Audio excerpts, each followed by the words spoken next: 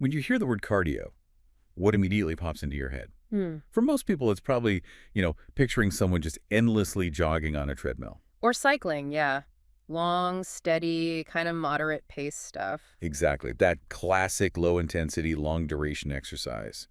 Well, get ready, because this deep dive is about to completely challenge some really fundamental ideas about what cardio actually is. And how you get it.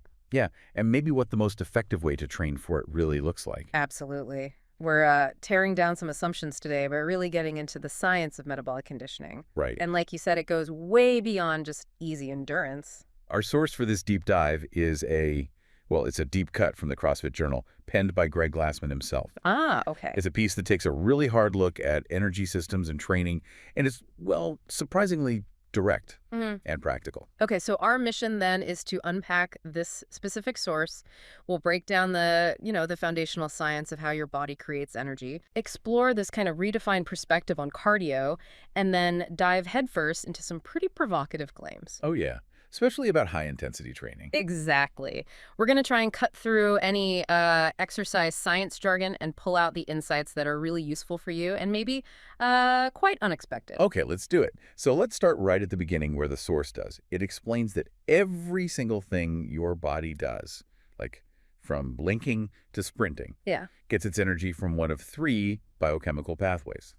Think of these as the body's three distinct metabolic engines. Right. Metabolic engines. I like that. Sure. And they each operate differently, suited for different types of activity. First, you have the phosphagen pathway. Okay. This is your body's absolute highest powered engine. But, and this is key, it runs out of fuel incredibly quickly. How quick is quick? We're talking energy for activities lasting less than about 10 seconds. So think lifting a max weight, maybe one explosive jump, or a super short all-out sprint. So like the really explosive stuff. Yeah. Got it. What's the next engine? That's the glycolytic pathway. This one is more your moderate-powered engine. Moderate power. Yeah, it kicks in for activities lasting longer than, say, 10 seconds, but generally taps out around several minutes. Think maybe a hard 400-meter run. Okay, or like a minute of really intense burpees or something. Exactly. It can sustain power a bit longer than phosphagen, but definitely not indefinitely. Okay, so shorter efforts, but not that short like the first one. And the third engine. The third is the oxidative pathway. This is your body's low-powered engine, but get this, it's built for incredible duration. Ah, the endurance one. That's the one. It's the primary energy source for pretty much anything lasting longer than several minutes. A steady jog, cycling for miles, even just sitting here breathing. Okay, and the source groups these, right? It points out that the first two, phosphagen and glycolytic, are collectively called anaerobic. Exactly. And the key here is anaerobic means generating energy without needing oxygen. No oxygen. Right.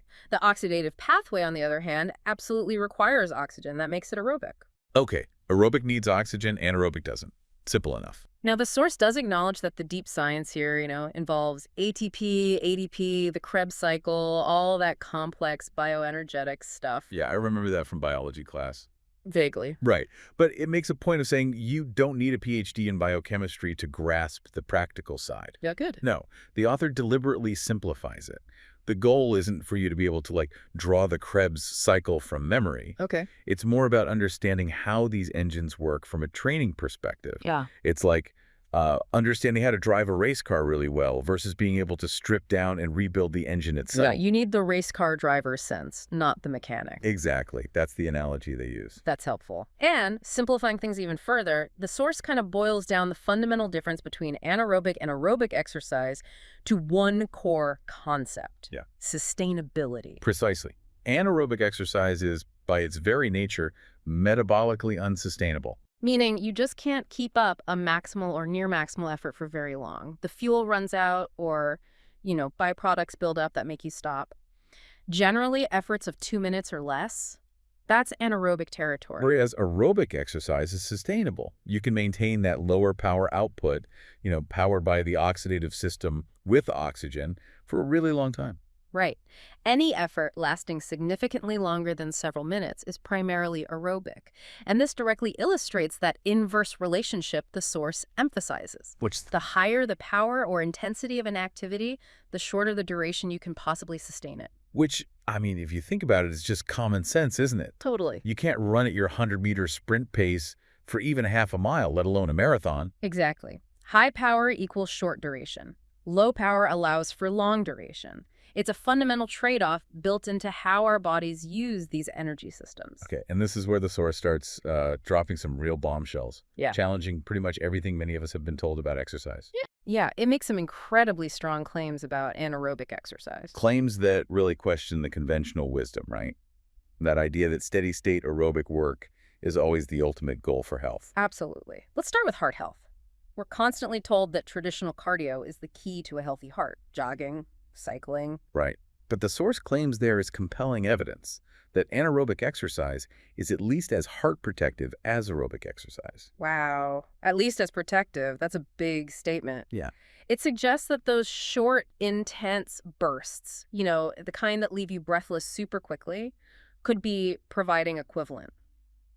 Maybe even potentially greater cardiovascular benefits than just chugging along steadily for 30 minutes. Okay, what about fat burning? This feels like another one of those sacred cows. Oh, yeah. The fat burning zone. Right. That idea that low intensity is best for losing fat. But the source states that recent studies have shown that anaerobic exercise is a vastly superior protocol for fat burning. Vastly superior. Whoa. Okay, how? How does the source explain that? Because it feels like it flies in the face of everything we hear. It's not about burning fat during the exercise then. Well, the source kind of hints at the post-exercise effects. While steady state might burn more fat while you're doing it, maybe, high-intensity anaerobic work triggers significant metabolic changes after the workout is over. People call it the afterburn effect, or EPOC. Excess post-exercise oxygen consumption, yeah. Right. And this effect, according to the studies the source cites, leads to significantly more fat being burned in the hours, even days, following that intense anaerobic exercise. Okay, so shifts the focus entirely. Not just calories burned in the moment, but the total metabolic impact over time. Exactly. Now, here's another claim that feels really counterintuitive, especially if you come from a traditional endurance background. The source makes an incredibly stark distinction about muscle mass. Ah, this one. Yeah, this is maybe the most definitive statement in the whole piece about the difference. What does it say? The source states, unequivocally, that anaerobic exercise builds muscle. Okay, builds muscle. That makes sense. Lifting weights, sprinting. Right. And then it says that aerobic exercise burns muscle, period. Period. Like, no exceptions. That's the word they use. Period. They even go so far as to say there's no intelligent debate on this specific point. Wow. That's strong. It is. And to really drive this home, they use that visual comparison, which they say is worth 1,000 words. Just look at the physiques of elite sprinters versus elite long-distance runners. Yeah, you immediately see the difference, don't you? Yeah. The powerful, muscular build of a sprinter Totally. versus the very lean, sometimes almost gaunt look of a top marathoner. And the source argues that this muscle-wasting tendency of too much aerobic work can actually hurt performance in activities that rely on power and speed. Like the example they give about boxers or martial artists, right? Who might do tons of long, slow road work thinking it's key for fight endurance. Exactly. And the source's take is basically nothing could be further from the truth. Their argument is that you're sacrificing the very power and strength, the muscle mass that you need for those explosive movements, and sustained intensity bursts in a fight, which are heavily anaerobic. Right. By doing too much of that long, slow, potentially muscle-burning work. Okay. But then the flip side is also incredibly powerful, according to the source. It argues that anaerobic training is actually of enormous benefit to endurance athletes. Yeah, see, this is where the traditional lines really get blurred. Instead of thinking anaerobic work hurts endurance, the source says it enhances it. How so? Well, it supports and builds muscle, which can improve power output, running economy, efficiency, potentially prevent injuries. And it provides that crucial final kick, right? That ability to dig deep and find another gear at the finish line. Exactly. That ability to access high power output when you need it most comes directly from having a well-developed anaerobic system. And crucially, the source makes the point that you can use anaerobic training to develop high levels of aerobic fitness without the usual muscle wasting that might come with training only aerobically for long periods. That's the really interesting part. Get the aerobic benefits and keep the muscle. Okay, so you get the heart and lung benefits, maybe even better benefits based on those fat-burning and heart health claims, and you keep or build muscle. How? How do you actually do that? This brings us right to the core training methodology the source discusses. Interval training. All right, give us a simple definition. What is interval training? It's basically deliberately alternating short bursts of high-intensity work with planned periods of rest or maybe low-intensity recovery. Do you repeat that? Yeah, multiple times within a single workout session. So it's not just going hard until you totally collapse. There's structure involved, strategy. And the purpose is to let you accumulate a significant amount of high-intensity work within a limited time work you just couldn't do continuously. It's essentially structured, controlled anaerobic training. And the benefits, as the source really emphasizes, extend to conditioning both your anaerobic and your aerobic systems. And they mentioned you can tweak the intervals, right? Like the work time versus the rest time to focus more on one system or the other. Yes, absolutely. You can definitely bias the stimulus towards more anaerobic or more aerobic development depending on how you structure the timing. Right. But the source gets particularly excited about finding a hybrid interval, something that maximally stresses both systems at the same time. Ah, the best of both worlds. And this search leads them to some specific, pretty famous research. It does. Yeah. They highlight the work of Dr. Izumi Tabata. His experiment, published way back in '96 in Medicine in Sports and Exercise, investigated the effects of exactly this kind of high-intensity intermittent training. And he came up with a protocol that now, well, it bears his name, the Tabata protocol. That's the one. It's a total of 4 minutes of work and rest, well, technically 3 minutes and 50 seconds of combined effort. It involves 20 seconds of all-out maximal effort work, followed by just 10 seconds of complete rest, repeated 8 times. Okay, wait. 4 minutes. That sounds unbelievably short to get significant aerobic improvement, especially when you compare it to like a 60-minute moderate workout. That's the surprising part, and the powerful finding of the study. Dr. Tabata's high-intensity group showed excellent improvements in both anaerobic and aerobic conditioning. Both? From 4 minutes? Both. And here's the kicker the source really focuses on. This 4-minute high-intensity Tabata protocol resulted in a better VO2 max improvement. Better. Better improvement than a control group that did a 60-minute moderate intensity regimen 5 days a week for 6 weeks. Okay, that's pretty compelling evidence for intensity, isn't it? Yeah. Suggesting intensity and structure might trump sheer duration, at least according to that study. It's certainly a strong data point supporting the source's overall argument. Now, Dr. Tabata's original study used a stationary bike, right? It did, yeah. A cycle ergometer. So how has CrossFit applied this interval structure?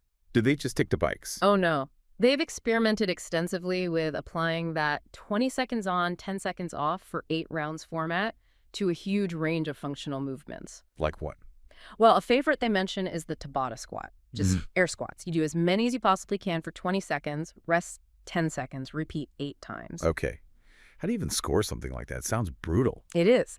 And you're scored by the lowest number of reps you manage to hit in any single one of those 20-second work intervals. The lowest number, why? Because it shows your ability to maintain intensity and resist fatigue across all 8 rounds.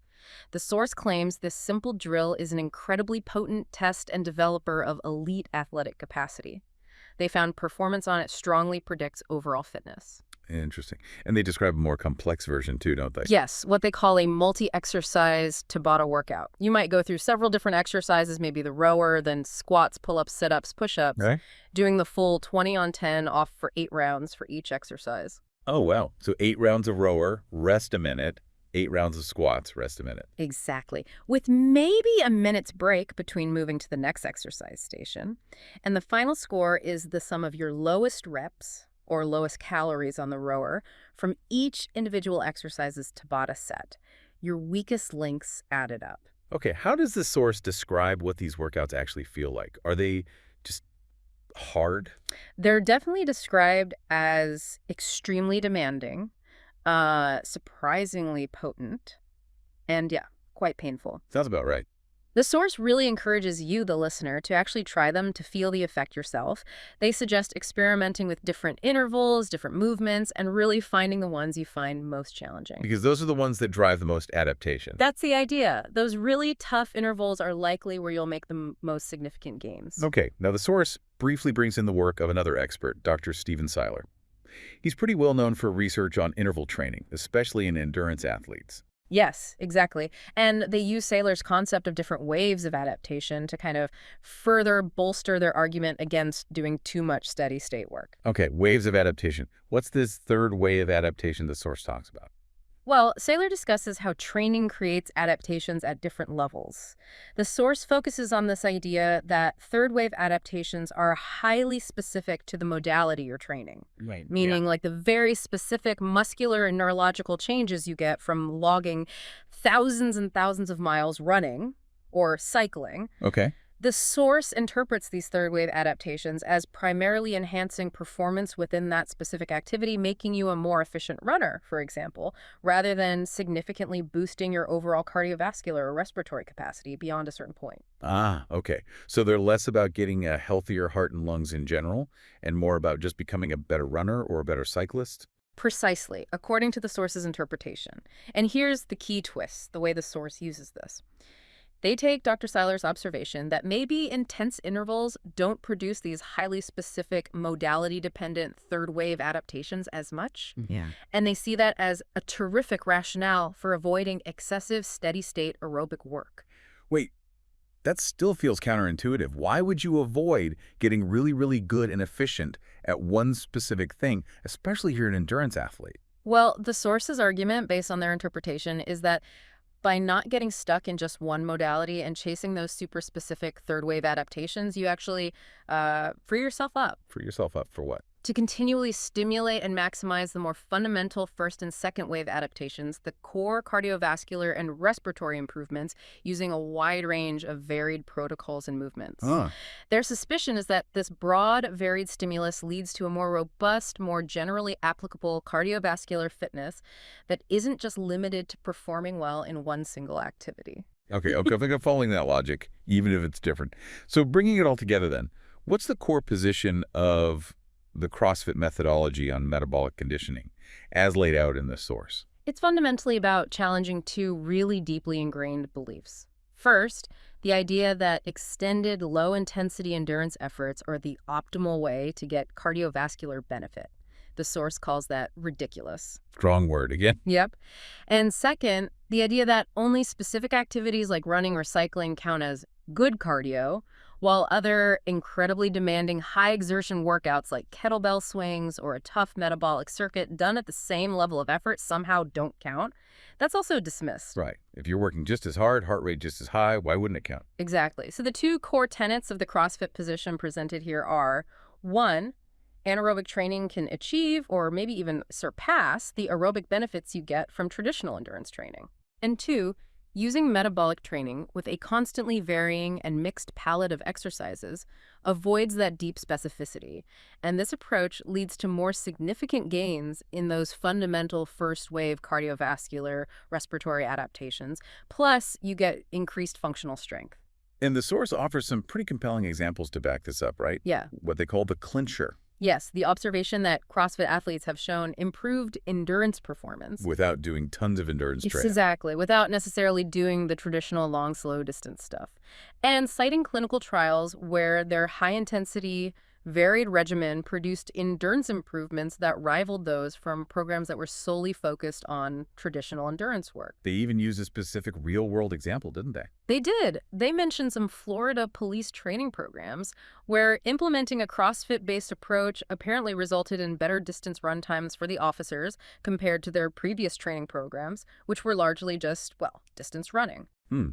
Interesting. So the goal isn't to build that traditional super efficient endurance machine then? Exactly. They use a car metaphor. They aren't trying to build slow, low-powered, fuel-efficient athletes.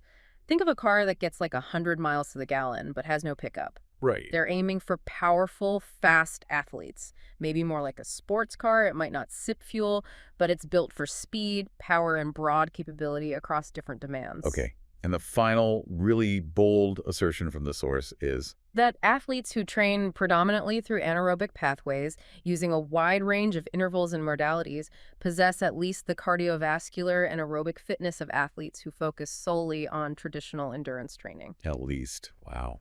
A powerful summary of their challenge to the conventional wisdom, for sure. So the big takeaway then from this deep dive, based purely on this source material, is a fundamental rethinking of cardio. The argument presented is that high-intensity, varied training stuff, often just pigeonholed as anaerobic, isn't just beneficial, but potentially a superior method for building a broad base of fitness.